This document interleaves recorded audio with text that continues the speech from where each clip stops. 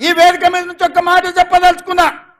ఈ పాలమూరులో విద్య కోసం, వైద్య కోసం, ఉద్యోగాల కోసం, ఉపాధి కోసం, సాగునీటి ప్రాజెక్టుల కోసం planning commission vice chairman Chinna Reddy గారి నేతృత్వంలో ఒక ప్రత్యేకమైన వ్యవస్థను ఏర్పాటు చేసి ప్రతి నియోజకవర్గంలో కావాల్సిన అభివృద్ధి పనులకు వేగంగా అనుమతులతో పాటు నిధులు ఇచ్చే బాధ్యత నేను తీసుకుంటా.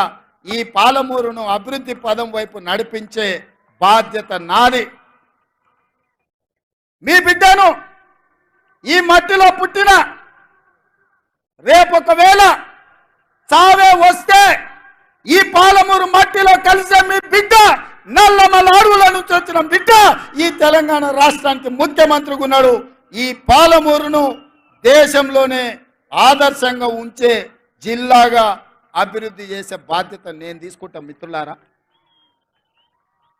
ఇవాళ మీ బిడ్డ నాకు మీకు భయం ఎందుకని నేను అడుగుతున్నా. ఇవాళ మీ వాడు, మీ సోదరుడు, మీ మధ్య నుంచి వచ్చినోడు, స్థానిక సంస్థల బాధలు తెలిసినోడిని, జడ్పీటీసీకి ఉంటే బాధే ఉంటుంది, ఎంపీటీసీకి ఉంటే బాధే ఉంటుంది, వాళ్ళ గౌరవం ఎట్లుండాలి, సర్పంచుల మర్యాద ఎట్లా కాపాడాలని తెలిసినోడిని. ఇవాళ వాళ్ళందరూ పనులు చేసి బిల్లులు రాక ఆత్మహత్యలు చేసుకునే పరిస్థితి ఉన్నది. కొంతమంది ఆత్మహత్యలు చేసుకున్నారు, కొంతమంది ఆలి మీద ఉన్న తాలి పుస్తలు అమ్ముకున్నారు. మీ బాధ నాకు తెలియదా? నేను చూడలేదా? మీ కష్టాలు తీర్చాలనేదే కదా నా ఆలోచన. మళ్ళీ ఇప్పుడు శాసన మండలి ఎన్నికలు ఇక్కడ వచ్చినాయి.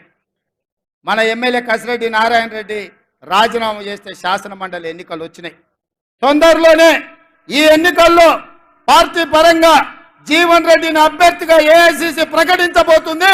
శాసన మండలి ఎన్నికల్లో ఆనాడు నన్ను ఎట్లయితే గెలిపించారో కాంగ్రెస్ పార్టీ తరఫున జీవన్ రెడ్డిని ఈ పాలమూరు శాసన మండలి ఎన్నికల్లో గెలిపించండి.